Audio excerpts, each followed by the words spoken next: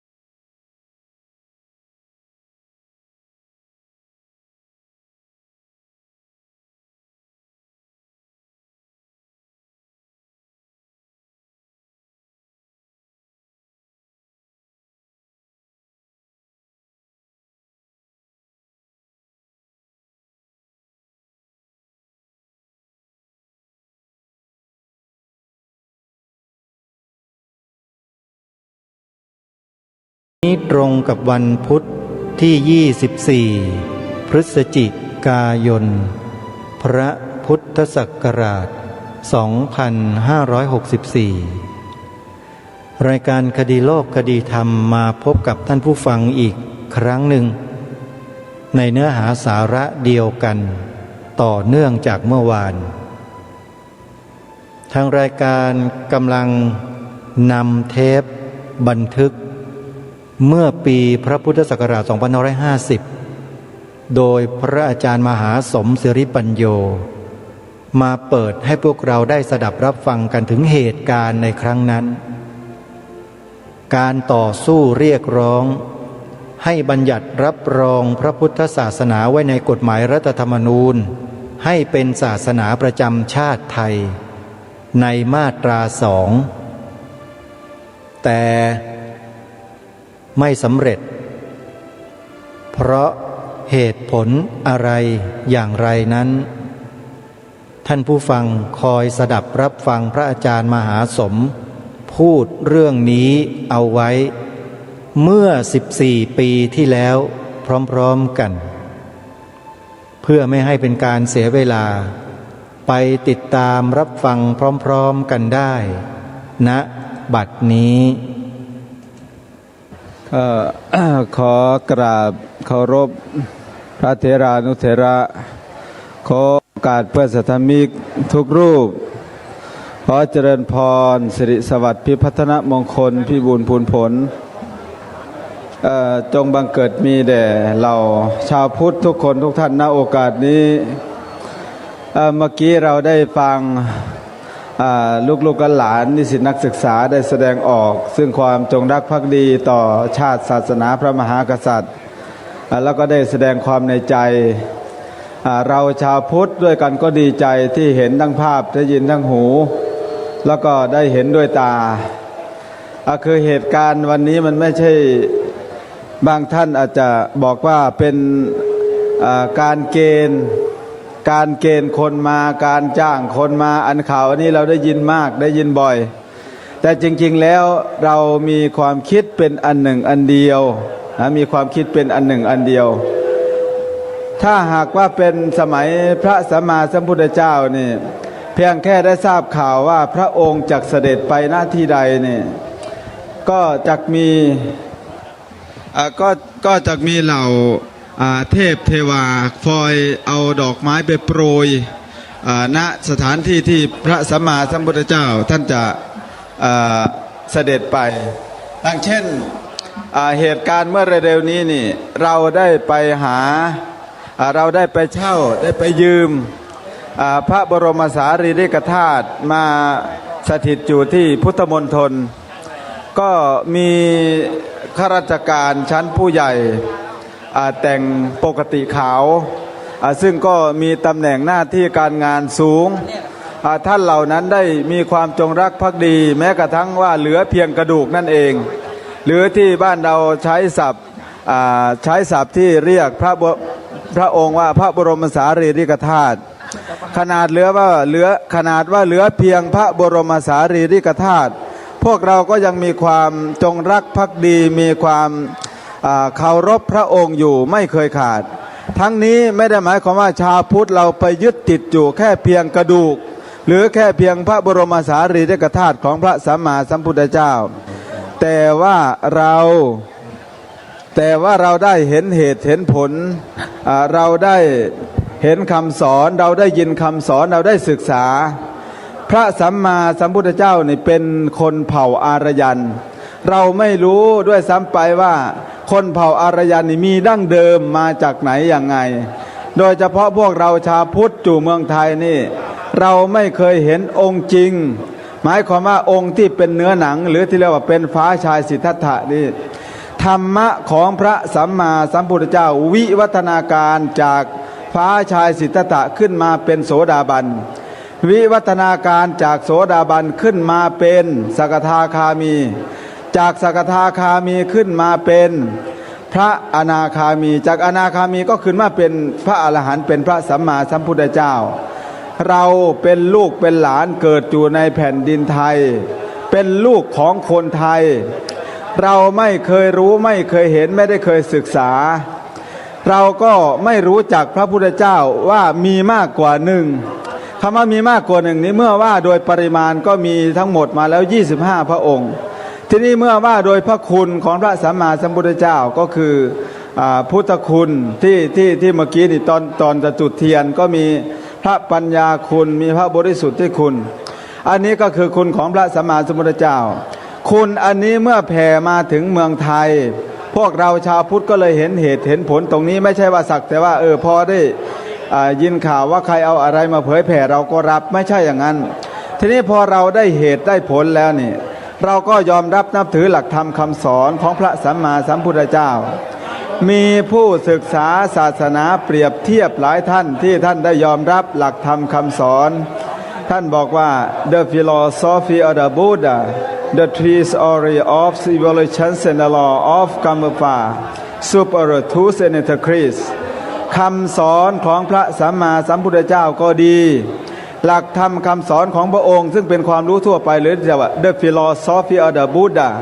the theory of evolution ก็คือการวิวัฒนาการ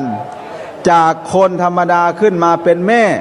ผู้หญิงที่ถ้าหากว่าคลอดออกแล้วไม่เลี้ยงดูลูกเอาลูกใส่กระสอบดำไปโยนลงน้ำเขาไม่เรียกแม่แต่เขาเรียกว่าคนคลอดอันนี้เป็นต้นอันหลักคำสอนพระสัมมาสัมพุทธเจ้าจึงสอนเป็นหลักเป็นเกณฑ์มีเหตุมีผลมีวัฒนาการจากคนธรรมดาขึ้นมาเป็นพระขึ้นมาเป็นพระโสดาบันขึ้นไปเรื่อยๆจนถึงพระอรหันต์นี่คือวิวัฒนาการทีนี้อันนี้คือหลักคำสอนในแนวดิ่งซึ่งตั้งแต่ขั้นต่ำขึ้นไปถึงขั้นสูงทีนี้ขั้นสอนในระดับสังคมเนี่ยพระสัมมาสัมพุทธเจ้าท่านก็สอนในระดับศีลในระดับสมาธิหรือในระดับศีลทานศีลภาวนาในระดับญาติโยมอันนี้คือหลักคำสอนของพระสัมมาสัมพุทธเจ้าของเราทีนี้ในเรื่องของการที่เรียกว่าความพิเศษหรือความพิเศษในทางพุทธศาสนาก็อย่างเช่นเราอาจจะได้ยินว่าพระพุทธเจ้านั้นเกิดมาแล้วก็เดินได้เลยอย่างนี้7-9นี่บางท่านก็บอกว่ามันผิดวิสัยของความเป็นมนุษย์ให้เหตุผลแย้งออกไปโดยเราลืมไปว่านั่นเป็นพุทธวิสัยคำว่าพุทธวิสัยนี่เป็นหนึ่งในเรื่องของอจินไตยอจินไตยมี4ประการตรงนี้เราจะไม่ลงลึกตรงนี้เราจะพูดเพียงให้ฟังว่าเรื่องพิลึกบางอย่างซึ่งเราแปลกๆนี่เราไม่คุ้นเพราะเราไม่ได้ศึกษาอย่างเช่นได้ยินว่าพระเหาะเวลาท่านโมคคัลลานะเหาะไปที่นั่นเหาะไปที่นี่เมื่อวานก็ได้พูดถึงเรื่องแนวคิดของนักวิทยาศาสตร์ที่บอกว่ามนุษย์นี่เป็นไปไม่ได้ที่จะยกน้ำหนักตนเองขึ้นจากแรงดึงดูดโน้มถ่วงว่าอย่างนั้นนะแต่ทีนี้ในเรื่องของการเหาะนี่มันเป็นเรื่องของภายในจิตเมื่อกี้อาจารย์พระเดชพระคุณหลวงพ่อถาวรเราท่านก็ได้พูดถึงความสำคัญของจิตเกี่ยวกับเรื่องว่า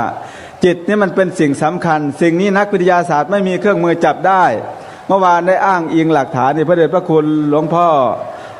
พระราชปัญญาเมธีท่านได้เขียนไว้ท่านบอกว่า it take up where science cannot least because of the limitations of the later instruments its conquest shadows of the mind คำสอนของพระสัมมาสัมพุทธเจ้านั้นเป็นคำสอนที่ไม่มีเครื่องมือทางวิทยาศาสตร์เพราะขาดเครื่องมือทางวิทยาศาสตร์จะมาพิสูจน์ได้แต่ชัยชนะของพุทธศาสนาเป็นชัยชนะทางจิตใจตกลงว่าคำสอนของพระสัมมาสัมพุทธเจ้านั้นเป็นคำสอนของคนจากคนสู่คนโดยคนเพื่อคน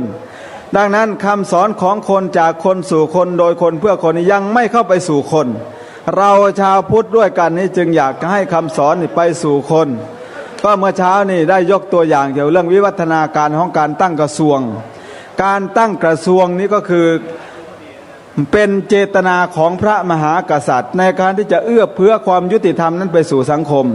ขณะปีพ.ศ. 2416พระบาทสมเด็จพระจุลจอมเกล้าเจ้าอยู่หัวพระองค์ได้ทรงยกเลิกประเพณีที่มองเห็นว่ามันเป็นการเหยียดเป็นการไม่เป็นความเสมอภาคอย่างเช่นการหมอบคลานเข้าเฝ้าการอะไรต่างๆนี่เกี่ยวกับเรื่องการไม่ต้องใส่เสื้อพระองค์ก็ทรง ยกเลิกประเพณีอันนี้เมื่อเช้าก็ยังได้ยกเลิกได้พูดถึงประเทศอินเดียเขายกเลิกประเพณีอันหนึ่งก็คือประเพณีจงรักภักดีต่อสามีแล้วก็มีการฆ่าตัวตายเขาก็ยกเลิกมาแล้วอันนี้ที่ยกเลิกนี้มาพูดเพื่อที่จะมองให้เห็นว่าวิวัฒนาการของกฎหมายนี่เป็นไปเพื่ออำนวยความสะดวกให้พี่น้องประชาชนโดยวิธีของกฎหมายแต่ต้องภายใต้วัฒนธรรมศีลธรรมอันดีงามของสังคมทีนี้เราก็จะมามองถึงว่าเราบัญญัติพุทธศาสนาเป็นศาสนาประจำชาติเนี่ยเมื่อบัญญัติไว้ในรัฐธรรมนูญแล้วมันจะมีข้อดียังไงตรงนี้แหละที่เป้าหมายที่พูดมาเมื่อกี้ก็บอกว่าเพื่อที่จะประเทศชาติขับเคลื่อนไปในอีกระดับหนึ่งมีหลายท่านบอกว่าเราไม่ได้บัญญัติคำว่าพุทธศาสนาเป็นศาสนาประจำชาติไว้ในรัฐธรรมนูญเมืองไทยเรามันก็ยังเจริญมาอยู่ อันนี้เรายังติดคำในสมัยใหม่เขาเรียกกันว่า GDP เนี่ยเรายังติดคำในสมัยใหม่คำนี้เป็นการวัดความเจริญทางวัตถุมีการเอาตัวเลขมาอวดกันมีการเอาเรื่องเงินเรื่องการส่งออกเรื่องสินค้าเรื่องการว่างงานเรื่องอะไรต่างๆมาอ้างกันแต่ในทางพุทธศาสนาของเรานั้นศาสนาของเราสอนอยู่ที่คุณภาพของคนนั้นอาจจะเป็นคนไม่มีแก้วแหวนเงินทองแต่เขามีชีวิตที่มั่นคงเมื่อวานนี่อาตมาได้พูดถึงคุณทองแดงคุณทองแดงนี่เป็นสุนัขที่เฉลียวฉลาดมากเป็นสุนัขของพระบาทสมเด็จพระเจ้าอยู่หัวคุณทองแดงนี่มีบุญมากแต่ว่าโอกาสของคุณทองแดงนี่มีน้อยคือมีบุญมากแต่โอกาสน้อยคือคุณทองแดงไม่สามารถที่จะได้บวชได้เรียนได้ศึกษาเหมือนมนุษย์แต่ว่ามีบุญขณะเดียวกันก็ได้ยกตัวอย่างเรื่องว่าคนบางคนเกิดมาเป็นคนเกิดมาเป็นชาวพุทธแต่ว่าต้องขอทานกินต้องถือกะลาขอทานตามสะพานลอยตามอะไรต่างๆที่เราเห็นอยู่ในกรุงเทพมหานครมีเยอะแยะมากมายอันนี้คือท่านเหล่านี้เลือกไม่ได้เพราะว่าเขาไม่รู้จักเลือกอันนี้อาตมาได้ยกตัวอย่างให้ฟังผมเองได้ยกตัวอย่างให้ฟังคนเรานี่เลือกเกิดได้ไม่มีคำสอนใดที่ให้เลือกเกิดได้เหมือนคำสอนในทางพุทธศาสนาอย่างนางพุทธดีจะมาเกิดก็สามารถเลือกเกิดได้ว่าจะเกิดมามีผมดำมีในตาดำมีคิ้วโกงมีผมดำตลอดชีวิตมีฐันไม่หย่อนยานอันนี้คือการเลือกเกิดได้พระสัมมาสัมพุทธเจ้าเองก่อนที่พระองค์จะลงมาเกิดนี่ก็โลกของเราเนี่ยเกิดอาเพศหลายสาเหตุผู้คนสัมละสายความเดือดร้อนรุกรำมาก้ำกลายคนตกกลายเป็นทาสกิเลสจมศีลธรรมจะเหือนหายจากมนุษย์ผีจะผุดเป็นผู้พิพากษาข้าวจักไม่ยอมเกิดในท้องน้ำทั่วโลกาไหวหวั่นสั่นสะเทือนเหมือนอาเพศเทศกาลในหน้าฝนเทพารักษ์เบื้องบนก็ผิดศีลความแห้งแล้งจึงมีทั่วแผ่นดินเพราะว่าศีลธรรมไม่กลับมากาสีดำคนมองเห็นเป็นสีขาวเป็นเรื่องราวเกินคลาดประหลาดเหลือนอนจะขึ้นชอนชัยในห่อเกลือส่วนผีเสื้อถูกดอกไม้มารุมตอมอันนี้คือกำลังพูดถึงว่าโลกมันกำลังอาเพศพอโลกอาเพศปั๊บเทวดากลุ่มหนึ่งก็จะไปกราบอาราธนาพระสัมมาสัมพุทธเจ้ามาปฏิสนธิยังโลกมนุษย์ของเรากาละยันเตมหาวีระอุปัชชะมาตุขุทิยังสะเทวกังตารยันโตพุทธสุอมตังปะทังพอกราบอาราธนาพระสัมมาสัมพุทธเจ้ามาเกิดยังโลกมนุษย์เกิดมาเพื่อแก้ปัญหามนุษย์โดยเฉพาะดังนั้นกฎหมายทุกฉบับที่ร่างขึ้นภายในประเทศไทยเนี่ยในราชอาณาจักรไทยเนี่ยจะต้องมีความเกี่ยวพันกับศีลธรรมเปรียบเทียบให้เห็นง่ายๆอย่างเมื่อวานนี่เปรียบเทียบเรื่องการแก้ปัญหาโดยวิธีกฎหมายกับวิธีของศีลธรรมนั้นแตกต่างกันอย่างเช่นคนเราไปฆ่าคนอื่นตายนี่ผิดศีลปาณาติบาตข้อที่หนึ่งแต่ในกฎหมายอาญาประมวลกฎหมายอาญามาตรา288นี่บอกว่าผิดกฎหมาย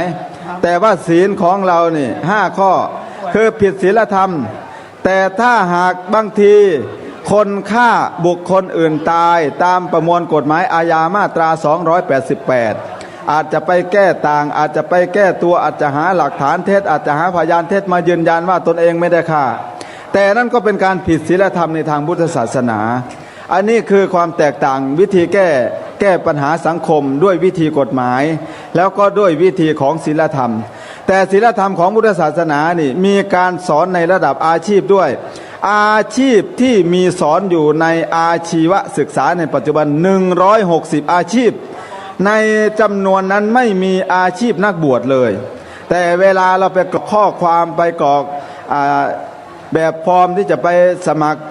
งานสมัครธรรมทูตไปต่างประเทศหรือไปขอวีซ่าขอพาสปอร์ตหนังสือเดินทางอะไรพวกนี้มันจะมีช่องกรอกอาชีพว่าอาชีพนักบวชแต่จริงๆในหลักสูตรการสอนอาชีพนี้ไม่มีในจำนวน160อาชีพมีแต่สอนเรื่องให้คนอยากได้มีแต่สอนให้คนอยากเอามีแต่สอนให้คนโลภโกรธหลงทั้งนั้นวิชาต่างๆโดยเฉพาะปัจจุบันนี้เราเอาภูมิปัญญาของมนุษย์ของเรานี่มาสอนให้เอาไปใช้เอาปัญญาไปรับใช้กิเลสทีนี้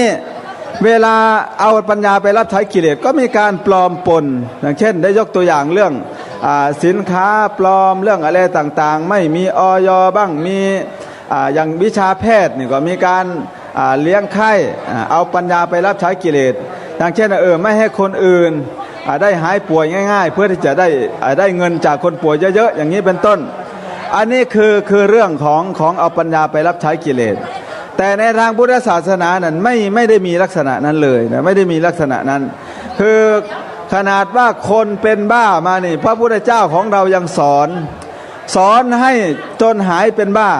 อย่างเช่นนางปตจราก็ดีหรือว่านางกีสาโคตมีนี่พระพุทธเจ้าของเราก็สอนให้รู้โดยตัวของนางเองอย่างเช่นว่าพอลูกตายแล้วเนี่ยนางก็อุ้มมาหาพระพุทธเจ้าอุ้มมาแล้วก็บอกว่าพระพุทธเจ้านี่รักษาคนตายให้ฟื้นได้จริงหรือพระพุทธเจ้าก็บอกว่าจริงแล้วทีนี้พระพุทธเจ้าท่านก็เลยให้นางนี่ไปหาเมล็ดพันธุ์ผักกาดจากบ้านที่ไม่เคยมีคนตายเลยอันนี้ก็คือวิธีความสอนแบบฉลาดของพระองค์วิธีการสั่งสอนแบบชาญฉลาดที่สุดคือคนบางคนมันไม่สามารถจะสอนได้พระองค์จำเป็นจะต้องให้รู้ด้วยตัวของเขาเองให้รู้ด้วยตัวของเขาเองก็เลยแนะนำอย่างนั้นอันนี้ยกตัวอย่างให้ฟังว่าคำสอนของพระสัมมาสัมพุทธเจ้าเนี่ยเป็นไปเพื่อโลกานุกรรมปยะเพื่ออนุเคราะห์โลกถ้าหากว่าคนนั้นเป็นญาติเป็นโยมเป็นอุบาสกเป็นอุบาสิกาเราก็มีวิธีการสอนให้เขาประกอบอาชีพได้อย่างถูกต้องอย่างเช่นสังฆวัตถุสีก็ดีพรหมวิหารสีก็ดีทำเป็นเครื่องครองเรือนก็ดีอันนี้โยมเอาไปใช้ได้แม้กระทั่งบุคคลคนนั้นเป็นพ่อค้าผู้ที่จะไปเจรจาต่อรองในระดับ WTO นี่พระสัมมาสัมพุทธเจ้าขอสามารถสอนได้อย่างเช่นอวานิชสูตรนะวานิชสูตรว่าด้วยการประกอบอาชีพการงานสูตรว่าด้วยการค้าขายอย่างนี้เวลาเราไปเจรจาต่อรองเวลาเราไปทำการค้าในระดับโลกนี่เราไปเจรจากับเขานี่เราก็สามารถที่จะนำสูตรของพระสัมมาสัมพุทธเจ้าไปใช้ได้ปัจจุบันหลักสูตรสอนอยู่ในโรงเรียนการเจรจาต่อรองก็ดีหลักสูตรที่สอนอยู่ในโรงเรียนที่ท่านที่จะไปเรียนทางการทูตก็ดีโดยเฉพาะโรงเรียนทางการทูตนี่เมืองไทยเรานี่เคยได้เป็นอันดับหนึ่งด้านบริการคือการบินไทยของเรานะตั้งแต่ปี 2534 อันนั้นก็ไปจากเพียงแค่มีรอยยิ้มสวยงามเพียงแค่บริการมีความอ่อนน้อมอันนี้ก็คือพื้นฐานดั้งเดิมไปจากหลักคำสอนของพระสัมมาสัมพุทธเจ้าจึงมีหลายประเทศจ้างเอาคนไทยนี่ไปสอนให้ยกมือไหว้ให้ยิ้มอันนี้เป็นต้นอันนี้คือพื้นฐานของหลักคำสอนพระสัมมาสัมพุทธเจ้าจึงเป็นไปไม่ได้เลยที่เมื่อบัญญัติคำว่าพุทธศาสนาเป็นศาสนาประจำชาติแล้วจะสร้างความแตกแยกขึ้นในสังคมอันนี้ไม่มีเลยและไม่เคยมีในประวัติศาสตร์ปัจจุบันนี้ก็ไม่มีและจะไม่มีในอนาคตอันนี้คือเป็นเครื่องการันตีคำว่าพุทธศาสนานี่น่าจะเป็นชื่อของบริษัทอินชัวรันในระดับโลกด้วยซ้ำไปใครก็ตามถ้าได้ตกมาอยู่ในถิ่นพุทธแล้วนี่คนนั้นปลอดภัยคนนั้นหายจากเศร้าโศกคนนั้นหายจากความโหยหิวดังนั้นคำว่าพุทธนี่จึงเป็นคำที่ปลอดภัยแก่เพื่อนร่วมชาติของเราไม่ว่าพี่น้องชาวมุสลิมก็ดีชาวคริสต์ก็ดีอยู่กับเรามาก็มีความสุขไม่ว่าจะอยู่ประเทศใดก็ตามเราชาวพุทธมีแต่ถูกเป็นฝ่ายถูกกระทำอย่างประวัติศาสตร์ในนาลันทาก็ดีในเกาะชวาเมือง ปาเลมบังก็ดีปาเลมบังที่เกาะชวาอินโดนีเซียนี่นอกจากนั้นก็มีที่คีกิสที่อาเซอร์ไบจานที่ปากีสถานอัฟกานิสถานเห็นชัดวันที่5 มีนาคม 2544เนี่ยพุทธรูปใหญ่เราถูกยิงทำลายพังทลายลงมาชาวพุทธมีแต่ร้องไห้นะชาวพุทธมีแต่ร้องไห้ไม่เคยไปตามเข็นตามฆ่าใครเลยไม่มีคนตายสักคนอันนั้นคือความอ่อนน้อมหรือว่าความยืดหยุ่นความเป็นอันหนึ่งอันเดียวกับเพื่อนร่วมโลกของชาวพุทธแม้การแผ่เมตตาของเราก็ไม่มียกเว้นสัพเพสัตตานี่ไม่มียกเว้นไม่มียกเว้นว่าคนนั้นจะชาติศาสนาใดก็ตามขอให้เขาจงมีความสุขมีความเจริญอันนี้คือความใจกว้างของชาวพุทธอีกประเด็นหนึ่งที่มักเข้าใจกันผิดเสมอว่ามีพระสงฆ์มาอยู่ที่หน้ารัฐสภานี่ทำกิจของสงฆ์หรือไม่ถูกต้องหรือไม่ อันนี้มันเป็นกิจของพุทธบริษัททั้งสี่นะจะไปบอกว่าเป็นพระเป็นโยมไม่ได้มันเป็นหน้าที่ของเราชาวพุทธทั้งหมดเราเห็นว่าหลักคำสอนที่ถูกต้องของพระสัมมาสัมพุทธเจ้ายังไม่ลงไปสู่ประชาชนอย่างที่ควรจะเป็นในมาตราที่5นี้ก็บอกว่าไม่ว่าจะเป็นชาติศาสนาใดเป็นชาติกำเนิดใดต้องได้รับความคุ้มครองภายใต้รัฐธรรมนูญนี้อันนี้มาตราหนึ่งแต่ทุกเมื่อเชื่อวันศาสนาพุทธของเราก็ดีวัดวาก็ดีถูกเผาถูกฆ่าพระถูกฆ่าถูกยิงทุกเมื่อเชื่อวันมาตราที่5นี้ก็ยังปกป้องไม่ได้มาตรา78อีกบอกว่ารัฐต้องให้ความสนับสนุนส่งเสริมคุ้มครองพุทธศาสนาและศาสนาอื่นอันนี้ก็ยังคุ้มครองไม่ได้เพราะเรายังถูกกระทำอยู่มันยังไม่มีคำที่เป็นนามนะในภาษาบาลีท่านเรียกว่าอาวุตตกรรมะนะถูกกระทำนี่คือกรรมเป็นกรรมแต่ถ้าเป็นนามนี่เราขอคำเป็นนามมาคำหนึ่งเท่านั้นในมาตรา2ว่าประเทศไทยมีพุทธศาสนาเป็นศาสนาประจำชาติอันนี้คือคำที่มันเป็นนามมันเป็นรูปแบบคำนี้มันจะมั่นคงถาวรเป็นคำปกป้องศาสนาพุทธเองนะเป็นคำยืนยันสถานะความเป็นชาวพุทธที่เรานับถือศาสนาพุทธในประเทศไทยเนี่ยเราอ้างกันเหลือเกินว่าประมาณเท่านั้นประมาณเท่านี้แล้วทีนี้บางท่านก็ใช้ประมาณตรงนี้แหละไปอ้างว่าเราก็ไม่ได้เสื่อมอะไรนี่ไม่บัญญัติไว้ก็ไม่เสียหายอะไรนี่เราลืมไปว่าปัจจุบันนี้พระสงฆ์องค์เจ้าลดลงปีละเกือบ 20,000 รูปและปัจจุบันนี้วัดก็ร้างแล้วร้างอีกอยู่ก็ไม่ได้ถูกรังแกตลอดอันนี้เราก็เลยอยากจะให้ตรงนี้เป็นหลักฐานในระดับสหประชาชาติเพราะลำพังมาตรา5ก็ดีมาตรา78ก็ดีหรือมาตราว่าด้วยหน้าที่ของพลเมืองทุกคนมีหน้าที่รักษา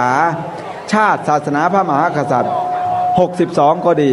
ในมาตราเหล่านี้นี่ยังปกป้องไม่ได้เราก็เลยหาวิธีการว่าจะทำอย่างไรนอกจากจะให้พุทธศาสนาของเรามั่นคงถาวรตลอดไปแล้วก็ในขณะเดียวกันก็จะให้คำสอนนี้เข้าไปสู่จิตใจของประชาชนให้ประชาชนชาวพุทธของเราได้รับความรู้อย่างเป็นระบบเราก็เลยบอกว่าต้องมีวิธีเดียวเท่านั้นที่จะต้องทำอย่างนี้ได้เพราะเราไปดูนี่วิชาสอนพุทธศาสนาเราถูกลิดออกไปถูกลิดออกไปถูกลิดออกไปตั้งแต่แผนพัฒนาเศรษฐกิจและสังคมแห่งชาติฉบับที่3เป็นต้นมาตั้งแต่ฉบับที่3นี่เป็นต้นมาหลักสูตรของเราถูกลิดออกไปเรื่อยๆอันนี้เราก็เลยเห็นว่าชาวพุทธของเราบางคนอาราธนาศีล5ยังไม่ได้เราเห็นปัญหาตรงนี้เราจึงต้องหาแบบหากรอบที่จะบริหารจัดการให้มันเป็นรูปธรรมเราจะมาบอกว่าแล้วแต่ศรัทธาแล้วแต่ศรัทธาไม่ได้เหมือนเดิมแล้ว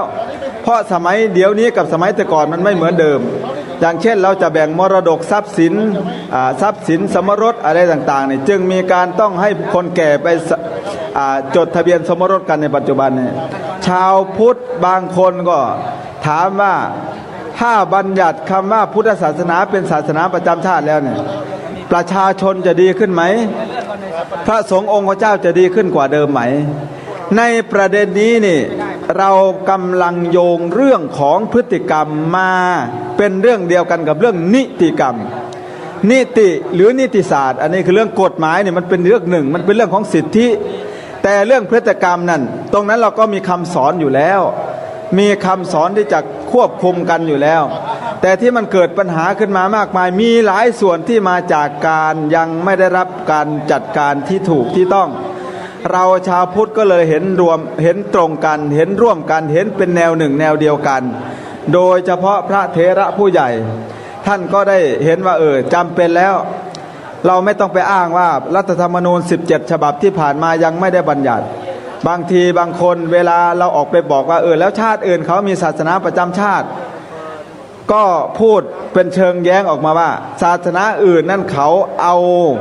คัมภีร์ของเขามาร่างเป็นกฎหมายเขาก็เป็นศาสนาประจำชาติได้อันนี้มีศาสนาที่ไม่ได้เอาคัมภีร์มาร่างเป็นกฎหมายปกครองเขาก็ยังมีศาสนาประจำชาติตั้ง14ประเทศในโลกเนี่ยโดยเฉพาะศาสนาคริสต์เขาก็มีศาสนาประจำชาติโดยที่ไม่ต้องเอาคัมภีร์มาร่างเป็นกฎหมายปกครองเลยเขาก็อยู่ได้มีเยอะแยะแล้วเขาก็เจริญงอกงามในด้านเศรษฐกิจโดยเฉพาะเรื่อง GDP ก็ได้เมื่อวานเนี่ยอาตมาได้ยกตัวอย่างเรื่องประเทศอินเดียประเทศอินเดียนี่เขามีศาสนาฮินดูเป็นศาสนาประจำชาติ แต่ว่าความเชื่อหลากหลายที่มีอยู่ในประเทศอินเดียก็ได้รับการดูแลเขาก็ไม่ได้เอาคำสอนนั้นมาเจือปนกับหลักบริหารในด้านเศรษฐกิจประเทศของเขาเลยประเทศอินเดียเนี่ยจึงเป็นประเทศชั้นนำอย่างนาซาที่ประเทศอเมริกาเนี่ยมีนักวิทยาศาสตร์32 คนนะอยู่ในนาซาเนี่ยซึ่งเป็นคนที่เก่งคอมพิวเตอร์มากเขานับถือศาสนาฮินดูเราก็เห็นอยู่ว่าบางลัทธินี่ไม่นุ่งผ้าด้วยซ้ำไปเขาก็ยังเจริญในโลกถึงว่าเป็นนักเทคโนโลยีอันดับ2อยากให้โยมไปดูที่เมืองหุบเขาซิลิคอนนะเขาหุบเขาซิลิคอนตรงนั้นเป็นแหล่งคอมพิวเตอร์ใหญ่ของโลกแล้วทีนี้ในด้านเศรษฐกิจเขาก็ไม่เคยต่ำกว่า 7.0 ขึ้นไปเลยใน GDP ของเขานั่นขนาดว่าเขาเอาศาสนาฮินดูเป็นศาสนาประจำชาติซึ่งเรามองว่าบางอย่างนั้นมันไม่เป็นสาระอย่างเช่นแก้ผ้าอย่างนี้อย่างเช่นอดอาหารแบบไม่มีเหตุไม่มีผลแล้วก็ไปนอนบนหนามอย่างนี้แต่การอดอาหารของพระอาจารย์บุญถึงก็ดีพระสงฆ์ในเมืองไทยเราก็ดีอันนี้สายเถรวาทที่เป็นสายเก่าแก่ที่สุดเขาเรียกว่าสายอนุรักษ์นิยมดังนั้นเราจึงได้แบบปฏิบัติแบบเก่าดั้งเดิมเราไม่ทำเลื่อนไหลไปตามโลกไม่เป็นอนุวัตตามโลกการทำทุกสิ่งทุกอย่างมันมีเหตุมีผลมีที่ไปมีที่มา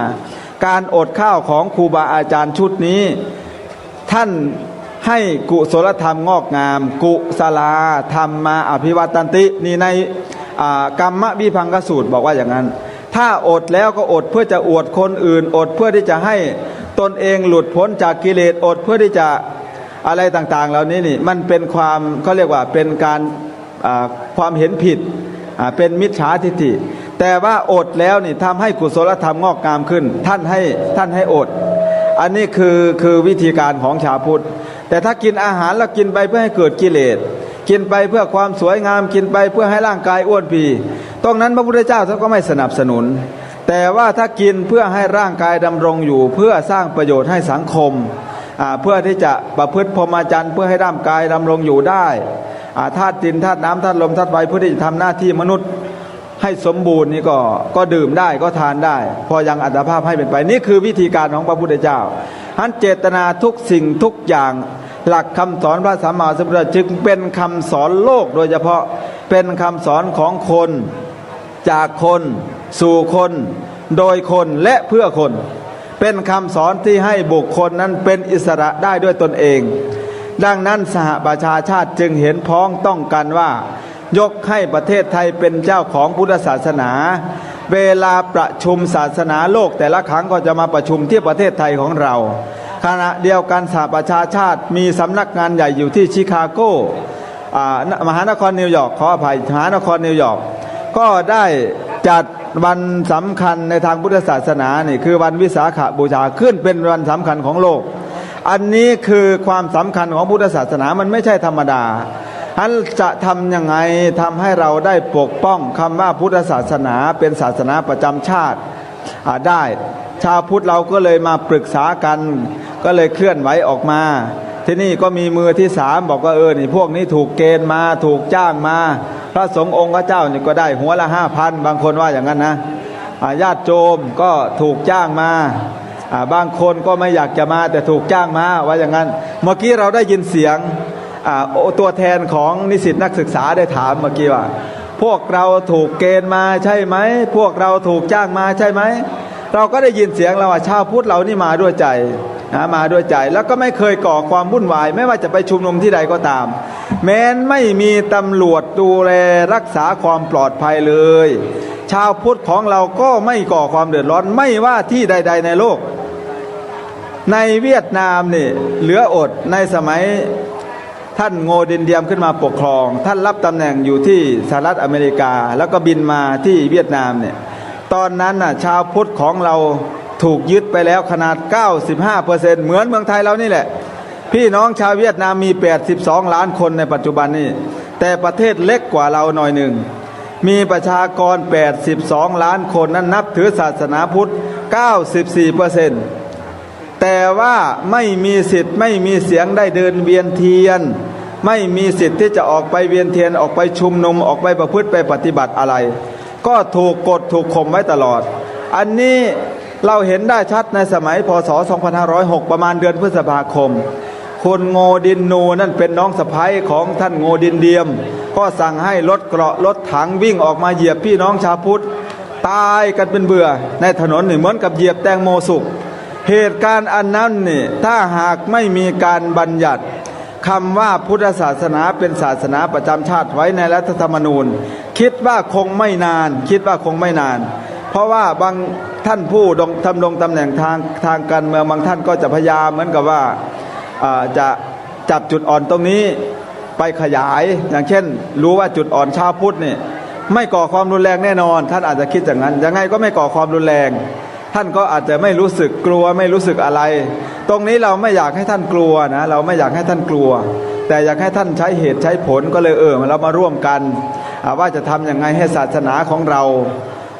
ได้มั่นคงถาวรก็ขอบิณฑบาตจากท่านผู้มีอำนาจนะท่านสสรก็ดีท่านสบทั้งหลายได้ร่วมกันเอาพุทธศาสนาของเรามาบัญญัติไว้ในรัฐธรรมนูญซึ่งเป็นกฎหมายมหาชนสูงสุดเพราะกฎหมายรัฐธรรมนูญนี่เป็นกฎหมายที่มีความเกี่ยวข้องเกิดการกระทำระหว่างรัฐกับประชาชนดังนั้นเมื่อรัฐบาลไม่มีความเข้าใจในเรื่องศีลในเรื่องการอาราธนาก็ดีในเรื่องการประพฤติตนก็ดีในเรื่องการสร้างความเข้าใจก็ดีชาวพุทธของเรานี่ยังขาดความเข้าใจอยู่ทีนี้พระผู้ใหญ่ก็ดีท่านก็เลยบอกว่าจะทำยังไงให้หลักคำสอนของเรานี่เข้าไปสู่ประชาชนได้รับการบริหารจัดการที่ถูกต้องท่านก็เลยคิดว่ามันจำเป็นจะต้องบัญญัติมาตรานี้ไว้เมื่อบัญญัติมาตรานี้แล้วเราก็จะได้ตราพระราชบัญญัติประกอบรัฐธรรมนูญไว้ในมาตรา133ในมาตรา133นี่บอกว่าด้วยเรื่องอะไรท่านก็จะว่าไปเช่นเรื่องการออกไปใช้สิทธิ์เรื่องการเลือกตั้งเรื่องการประชาพิจารณ์เรื่องการพิจารณาความคดีอาญาคดีแพ่งนั้นก็จะว่าไปแล้วทีนี้เราก็ว่าต่อไปว่าด้วยข้อประพฤติปฏิบัติของชาวพุทธในมาตรา133นี่เราจะบัญญัติไว้ตรงนี้แล้วทีนี้เมื่อมันมีแบบแผนแล้วเราก็จะได้ศึกษาศาสนาอย่างเป็นระบบไม่ใช่ว่าปล่อยให้ชาวพุทธจูบไปแบบแล้วแต่ศรัทธาอย่างที่เราเห็นกันอยู่ในปัจจุบันนี้ดังนั้นเมื่อเวลามีนักข่าวมาถามว่าเมื่อบัญญัติคำว่าพุทธศาสนาเป็นศาสนาประจำชาติแล้วเราจะได้อะไรขึ้นตอบไม่ได้อันนี้คือเราไม่ได้ศึกษาเรามีแต่ความอยากได้นะส่วนหนึ่งนะแต่ว่าส่วนมากก็เข้าใจโดยเฉพาะพระเถรานุเถระที่ท่านนั่งอยู่ข้างบนนี้นี่เวลาถามต้องมาสอบถามครูบาอาจารย์ที่ท่านมานั่งอยู่ข้างบนนี้ท่านเป็นระดับลีดเดอร์เป็นหัวหน้าดังนั้นเราจะไปถามผู้ไม่รู้เพราะผู้ไม่รู้ก็ตอบไม่ได้ดังนั้นเราจึงอยากให้ชาวพุทธของเราเข้าใจหลักคำสอนก็เลยต้องมีการบัญญัติคำว่าพุทธศาสนาเป็นศาสนาประจำชาติไว้ในรัฐธรรมนูญเป็นกฎหมายมหาชนเป็นกฎหมายสูงสุดปกครองประเทศเป็นกฎหมายแม่แบบแล้วเราก็จะได้ตราพระราชบัญญัติประกอบรัฐธรรมนูญขึ้นมามีการตั้งโรงเรียนสอนศาสนาพุทธขึ้นมาอย่างเป็นระบบชาวบ้านของเรานี่ก็จะได้ร่ำเรียนวิชาศาสนาไปด้วยแต่เราก็ไม่ได้บังคับพี่น้องนับถือศาสนาอื่นแม้กระทั่งกระทรวงก็ดีกระทรวงพุทธศาสนาของเราก็จะได้ตั้งขึ้นมาถ้าหากว่าเป็นไปได้แม้กระทั่งธนาคารพุทธศาสนาของเราก็อาจจะมีขึ้นเพราะปัจจุบันนี้นี่ชาวพุทธของเราเนี่ยประมาณ39 ล้านคนอยู่ในชนบทนะ39 ล้านคนอยู่ในชนบทยังเป็นคนยากจนแล้วก็ไปยืมเงินกองทุนอื่นซึ่งเป็นกองทุนของเอกชนมีเงินดอกเบี้ยสูงมากถ้าเรามีธนาคารมีธนาคารพุทธศาสนาอันนี้เป็นการขายความคิดนะเป็นการขายความคิดไม่ใช่ว่าจะต้องให้ทำอย่างนี้ถ้าเรามีกองทุนของชาวพุทธเราช่วยเหลือกันแบบที่นักเศรษฐศาสตร์ตะวันออกกลางเขาคิดนักเศรษฐศาสตร์ตะวันออกกลางเขาประชุมกันเมื่อปี 2503 อยู่ที่เมืองอียิปต์เขาบอกว่าทำยังไงจะให้ศาสนาของเรานี่มีคนนับถือมากเขาก็เลยตั้งธนาคารขึ้นมาแล้วก็เอาดอกเป็นคนเขาไม่เอาดอกเป็นเงินนะเขาเอาดอกเป็นคนนี่ในศาสนาพุทธของเราก็คงจะไม่ถึงขนาดนั้นนะเราจะตั้งแบบเป็นองค์กรที่เรียกว่าให้เอาพุทธของเราประมาณ39 ล้านคนซึ่งมีส่วนช่วยในการส่งออกในอะไรต่างๆนี่ทั้งหมด 11% นี่นะให้เขาได้รับความสะดวกสบาย จากการบริหารของศาสนาพุทธโดยตรง อันนี้คือมองให้เห็นภาพพจน์คร่าวๆพูดเพราะให้มองเห็นคร่าวๆว่าเมื่อเราบัญญัติแล้วนี่มันจะดียังไงในช่วงนี้เนี่ยคงจะมีการสัมภาษณ์พระผู้ใหญ่อาตมาเองก็คงจะงดการใช้เสียงไว้แต่เพียงเท่านี้ก่อนนะคงจะให้พระผู้ใหญ่พระเถระผู้ใหญ่ท่านได้ให้สัมภาษณ์นักข่าวอย่างเป็นทางการอีกครั้งหนึ่งสำหรับ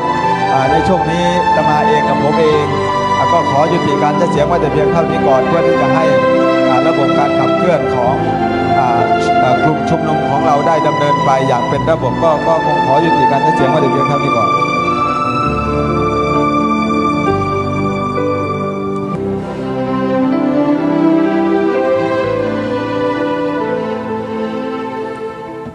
เป็นอย่างไรบ้างท่านผู้ฟังที่ติดตามรับฟังมาตั้งแต่เริ่มต้นเชื่อว่าหลายๆท่านเริ่มมีความเข้าใจในประเด็นดังกล่าวนี้มากขึ้นแล้วก็ยังไม่สายเกินไป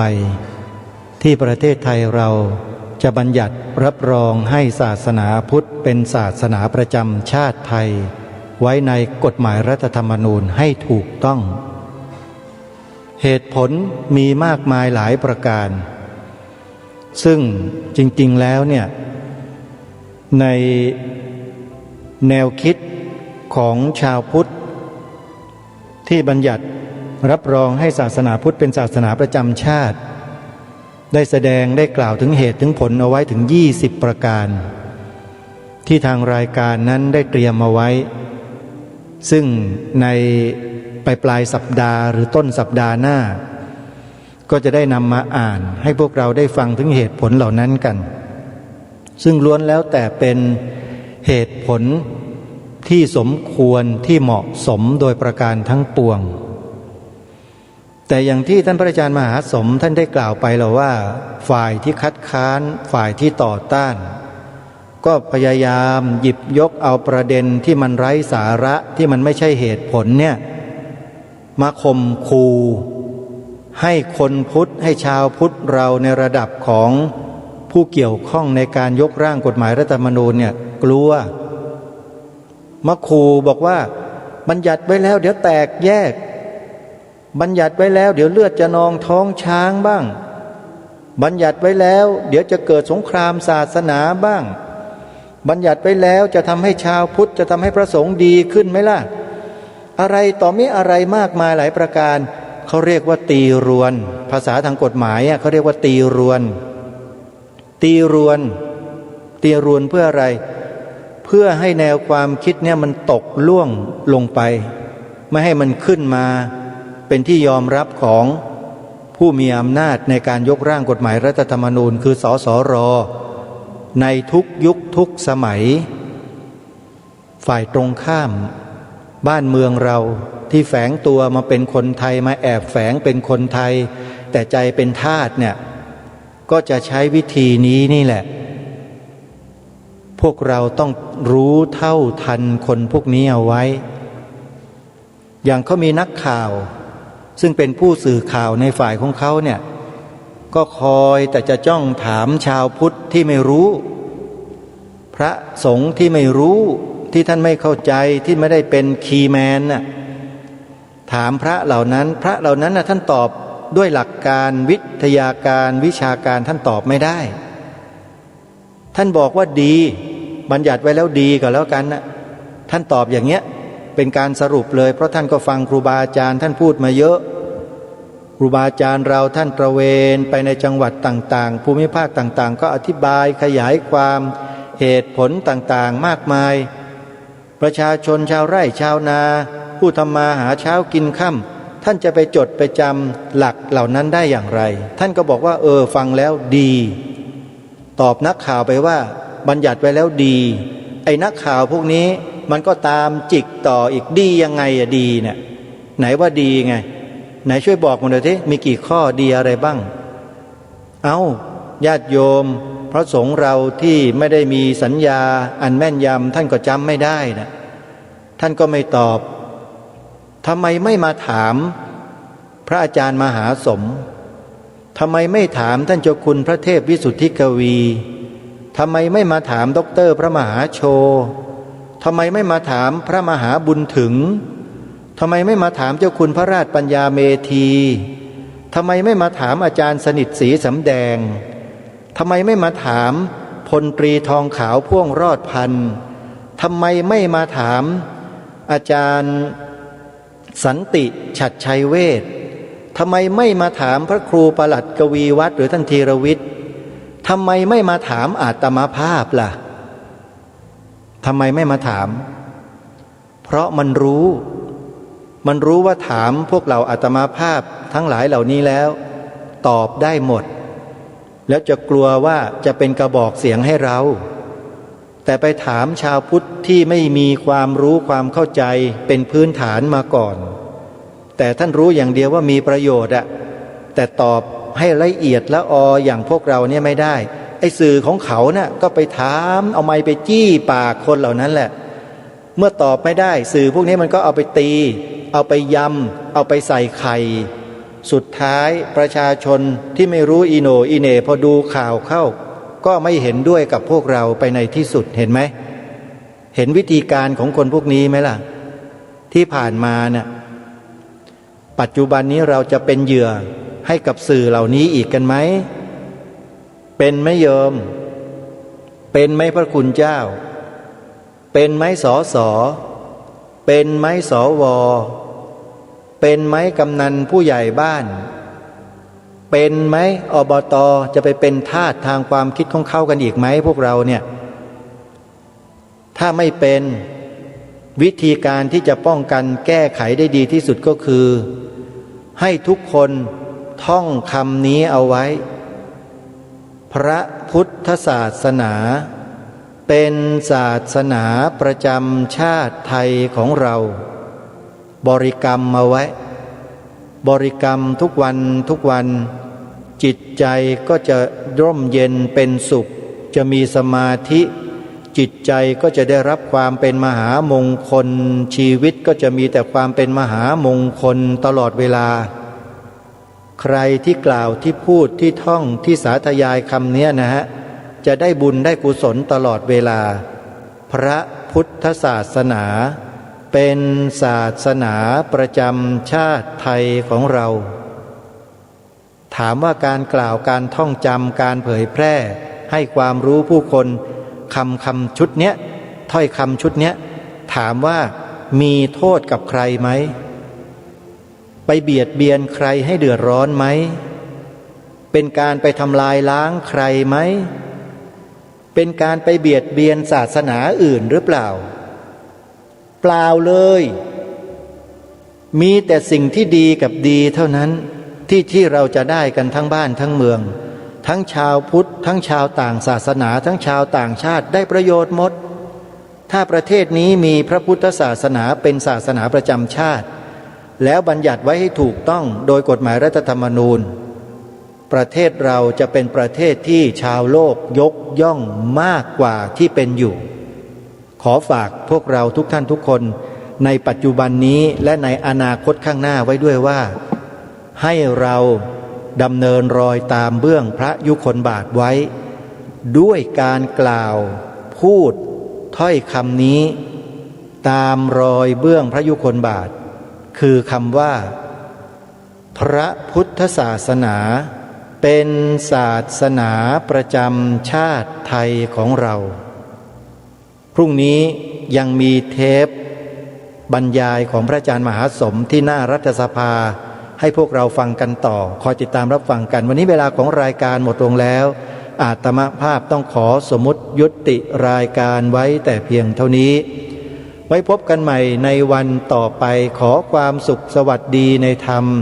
แห่งองค์สมเด็จพระบรมศาสดาสัมมาสัมพุทธเจ้าจงปรากฏเกิดมีขึ้นในจิตใจของท่านผู้ฟังทุกท่านทุกคนเทินขอเจริญพรกล้าคิดก็ต้องกล้าทำอย่ากลัวถ้าทำความดี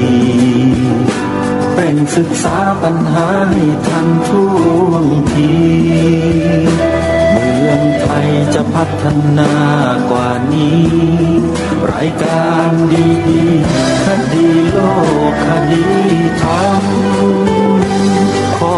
รำพันบรรยายความคิดเครื่องหมายแห่งสีทั้งสามงามถนัดขาวคือบริสุทธิ์สีสวัสดิ์หมายพระไตรรัตน์และธรรมะคุ้มจิตไทยแดงคือโลหิตเราใสซึ่งยอมสละได้เพื่อรักษาชาติศาสนาน้ำเงินคือสีโสภาอันจอมประชาถ้าโปรดเป็นของส่วนองค์จักริ้วเข้าเป็นไตรรงค์จึงเป็นสีธงที่รักแห่งเราชาวไทยทหารอวตารนำไปยงยุทธวิชัยวิชิตก็ชูเกียรติสยา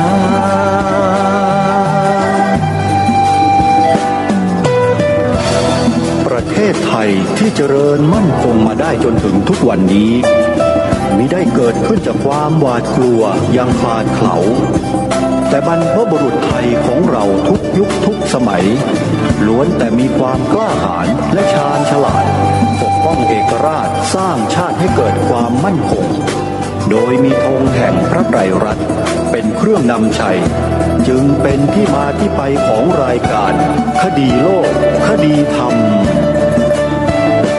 กล้าคิดก็ต้องกล้าทำอย่ากลัวถ้าทำความดีเร่งศึกษาปัญหาให้ทันท่วงทีเมืองไทยจะพัฒนากว่านี้รายการดีคดีโลกคดีธรรมรายการดีคดีโลกคดีธรรม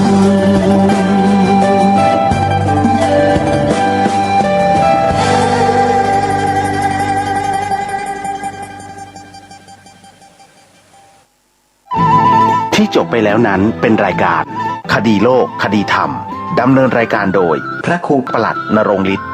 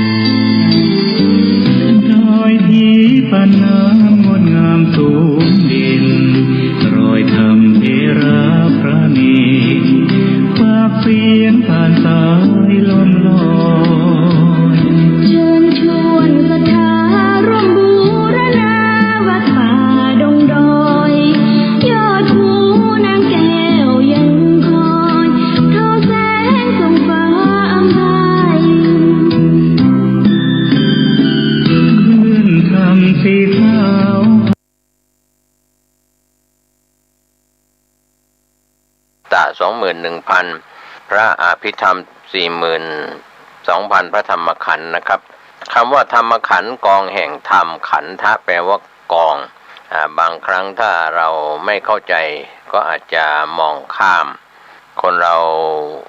จะเรียนกันตั้งแต่อายุเท่าไหร่บางคนเกิดมาจำความได้